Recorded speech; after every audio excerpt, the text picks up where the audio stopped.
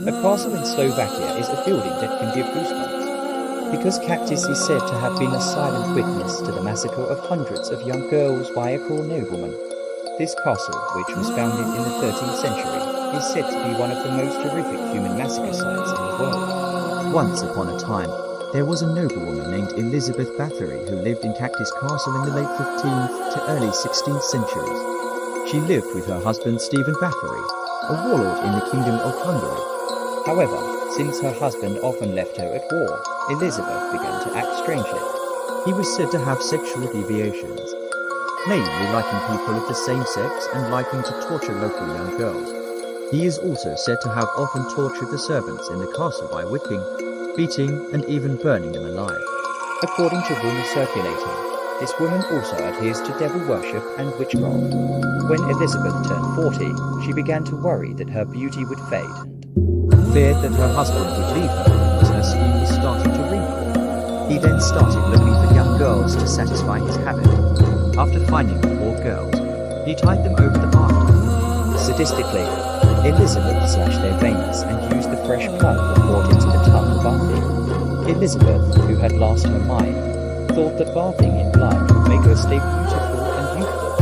During the years 1585 to 1610, it is estimated that more than 600 young girls were killed and their blood was taken for bathing by Elizabeth. Until 1610, rumors of his terrible deeds reached the ears of the Hungarian king.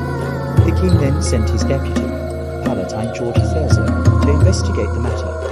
Shockingly, the kingdom discovered that many young local girls were missing and found so many bodies around Cachtice Castle. In December 1610, Elizabeth was finally arrested along with 3 of her servants. The accomplices were sentenced to death by being buried alive. Elizabeth was not tried, but she was locked in a small room in the castle until she died on August 21st, 1614. Although it is currently not known for certain where she was buried, the older generation seems to get angry every time they hear the story of Elizabeth Bathory. There were some who protested when the statue of Bathory was erected in the square, said Evan Piska, 18, who works as a castle tour guide in the summer.